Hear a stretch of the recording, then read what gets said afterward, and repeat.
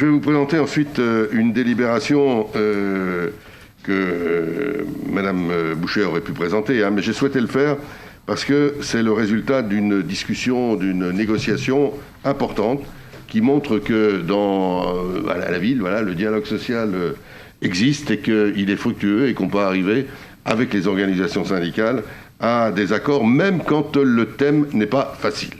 Voilà. Puisque vous le savez, c'est la durée du temps de travail et la loi du 6 août 2019, dite de transformation de la fonction publique, impose à toutes les collectivités locales d'appliquer de façon effective les 1607 heures annuelles de travail au plus tard au 1er janvier 2022. Voilà, c'était... Alors, qu'est-ce que sont ces 1607 heures, hein?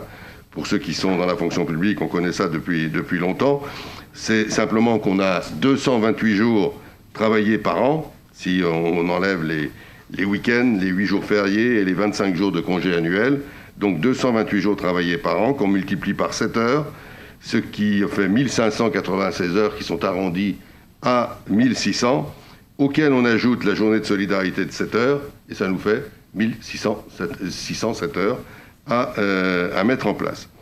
Or, quand on met à plat les choses, il y a une histoire, hein, il y a une histoire qui, dans toute collectivité, qui date de longtemps, et cette histoire montrait que, année après année, et dans le cadre de discussions et de négociations, et je vous assure que ça date depuis longtemps, oui, c'est même depuis, j'allais dire, carrément les années 60, hein, que les choses ont évolué dans ce sens-là. Les congés annuels, il y avait 3 jours de congés en plus des 25 jours légaux. Voilà, 3 jours en plus. Il y avait des congés d'ancienneté, c'est-à-dire que les gens qui avaient 15 ans dans la fonction publique avaient 1 jour de plus, ceux qui avaient 20 ans dans la fonction publique avaient 2 jours de plus, et ceux qui avaient 25 ans avaient 3 jours de plus. Et puis qu'il y avait aussi des congés pré-retraite, c'est-à-dire que l'année du départ à la retraite, il y avait des attributions de congés de 5, 10 ou 15 jours suivant le temps passé dans la collectivité. Puis il y avait une situation un peu particulière pour le temps de travail des médiateurs et des agents du service transport, fêtes et manifestations. Et donc, on est tenu d'appliquer la loi. Vous l'avez vu, hein, ça fait débat dans pas mal de collectivités. On a mis les choses à plat avec les syndicats. Et on a vu comment on pouvait arriver à 1607 heures en étant dans une discussion qui ne crée pas de difficultés. On a donc commencé par supprimer les 3 jours de congés annuels supplémentaires. Voilà. On a ensuite supprimé les jours d'ancienneté accordés au départ à la retraite. C'est vrai que là, il n'y avait pas de vraie justification, hein. Ça semblait logique. Et puis, on a aussi supprimé les jours octroyés pour l'ancienneté dans la fonction publique, tout en conservant les avantages acquis. C'est-à-dire que ceux qui ont acquis ces jours-là, on leur reprend pas, hein. C'est des avantages qui sont on espère que on ne sera pas en difficulté sur ce point-là. Et puis, on a mis pour le service transport, fêtes et manifestations et les médiateurs, on a mis la situation à plat. Ensuite, en contrepartie, on a créé 3 jours de RTT en compensation de la réalisation de 21 heures au-delà du cycle de travail prévu pour chaque agent. Et ces heures étant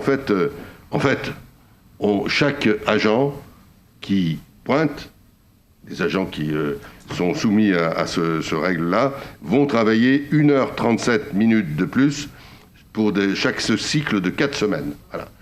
Alors 7h37, elle pourra être pas pris sur un jour, pris sur un autre temps, c'est par cycle de 4 semaines. Et le dispositif pour les cadres, vous savez que les cadres dans notre... et c'est un choix là aussi politique, les cadres ne pointent pas. Ils sont soumis au travail et je peux vous dire que nos cadres dépassent largement les 39 heures de travail par semaine et je les en remercie. Les cadres donc qui ont une fonction de responsabilité hiérarchique impliquent évidemment une indépendance dans l'organisation de leur travail et ils bénéficieront dans le cadre de cette prise en compte du travail supplémentaire fait au-delà de 39 heures d'un forfait de RTT qui existait d'ailleurs, qui était de 22 jours et que l'on passe, parce qu'on est capable d'arrondir à un chiffre supérieur, que l'on passe à 23 jours. Et enfin, dans le cadre de la négociation, et ça permettra d'introduire la délibération suivante, dans le cadre de la négociation, on a proposé aux syndicats de prendre en charge l'adhésion au CNAS. Vous savez, le CNAS, c'est le Centre national d'action sociale. Là, ça se dit, c'est son rôle. Madame Knou vous en parlera dans un instant. Et c'est une adhésion volontaire. Et ça a un coût. Et on a décidé, il y a des gens qui étaient adhérents, d'autres qui ne l'étaient pas. Et c'est important d'avoir accès à ce qui se passe dans le cadre de cette action sociale. On a décidé de prendre en compte, en charge, la totalité de l'adhésion pour la totalité des personnels de la ville. C'est une somme de 90 000 euros. C'est-à-dire qu'on paye cette adhésion pour l'ensemble des personnels de la ville. Voilà. On a donc longuement discuté sur ces bases-là, dans un très bon esprit constructif, et lors du comité technique chargé de valider, de donner un avis sur ces questions-là, il y a eu un vote unanime des deux syndicats représentés, la CFDT et FO, et je remercie les représentants syndicaux pour la manière dont s'est passé ce vote. Voilà. Donc c'est important de vous dire que le dialogue social, ça peut aboutir, même quand, de fait, on est dans une situation complexe, parce qu'on retire un certain nombre de droits de la manière la plus équitable possible. Voilà donc la délibération que je vous propose. Je ne reprends pas l'ensemble des éléments, c'est ce que je viens de vous dire, qui nous permet d'appliquer de manière effective les fameux 1607 heures annuelles. Monsieur Iaconet. Oui, juste, c'est un point qui faisait partie d'arriver à ce nombre horaire. Ça faisait partie aussi du rapport de la Cour des comptes, on est d'accord, hein. C'est vrai, oui, bien sûr. Bien sûr, alors on répond à deux besoins, à deux nécessités. La Chambre régionale des comptes, mais plus important encore, la loi. La loi qui n'existait pas à l'époque. La loi nous l'impose depuis août 2019. D'autres remarques ou d'autres questions ? Oui. Oui, bonsoir. On se pose toujours le problème quant à l'attractivité de l'emploi d'être agent pour la ville d'Annemasse.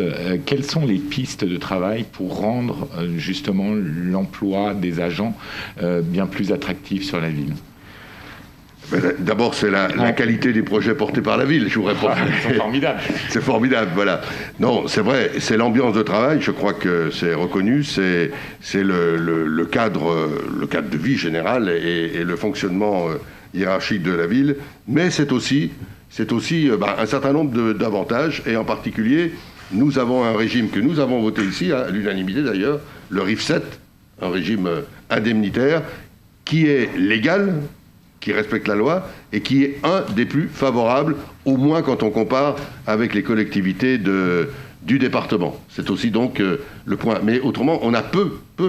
C'est la fonction publique qui a un cadre en dehors de ce régime indemnitaire, de la qualité du travail et de la relation humaine. On n'a pas d'autres moyens d'agir. La fonction publique est nationale. On parlait de logement social tout à l'heure. Est-ce qu'il y a des priorités données aux agents ? Pas dans le logement social, surtout il n'y a pas de priorité particulière donnée dans le logement social. On revient, ils sont à égalité avec les autres citoyens demandeurs de logement social, absolument. Mais vous êtes employeur ? Oui, mais on cotise pas, malheureusement, on cotise pas au 1%. Voilà. Et donc on n'a pas la part Action Logement. C'est aussi pour ça que Michel Boucher vous l'a dit, que l'on garantit un certain nombre d'emprunts, parce que ça nous donne au moins 20% de réservations possibles. Mais ces réservations possibles, elles ne sont pas pour les fonctionnaires. Par contre, on a quelques logements qui sont proposés. On a aussi un travail qui est mis en place aujourd'hui.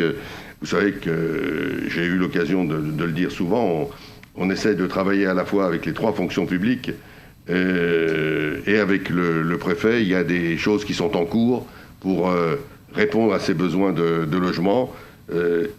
J'avais le même débat ce matin avec les syndicats du CHAL, hein, évidemment, pour le personnel hospitalier.